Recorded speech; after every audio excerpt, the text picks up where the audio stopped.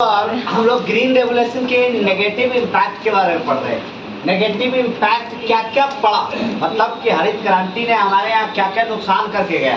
क्योंकि पॉजिटिव तो आसान है लिखना, लेकिन उसका नेगेटिव एस्पेक्ट भी जानना जरूरी है। जैसे कि भारत के सभी क्षेत्रों में ग्रोथ नहीं किया, जबकि ये कुछ खास जगहों पर ही विकास कर पाया। जैसे जैसे हम बताते हैं आपको, पश्चिमी उत्तर प्रदेश, हरियाणा, पंजाब, इसमें ज़्यादा मतलब प्रभाव पड़ा।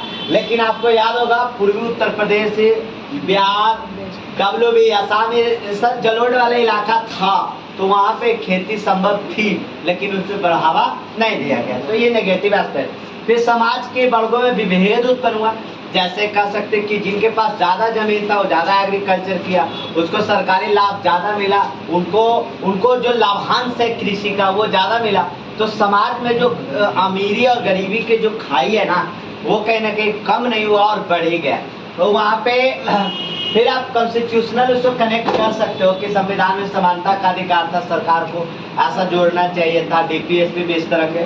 वो आंसर लिखते समय देखना इधर उर्वरक का और कीटनाशक का इम्पैक्ट ज़्यादा पड़ा, इसीलिए क्योंकि ज़्यादा इस्तेमाल किए हम लोग। उसका प्रभाव पर्यावरण लोगों पर भी पड़ा। जैसे लोग पर ऐसे समझो कि भारत में सबसे ज़्यादा कैंसर के जो रोगी है वो पंजाब में और हरियाणा में ही है। तो ये कहीं ना कहीं नेगेटिव इम्पैक्ट। फिर अंडरग्राउंड वाटर हमारा डिप्लेशन होता चला गया, मतलब कम होता चला गया।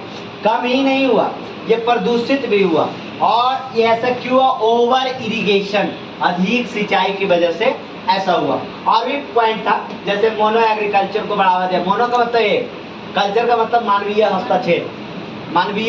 हस्तक्षेप, यानी कि गेहूं की, जौ की, बस इसी की खेती की गई। चावल पर कोई प्रभाव नहीं पड़ा, जबकि 75% हमारी जनसंख्या चावल खाना पसंद करती है।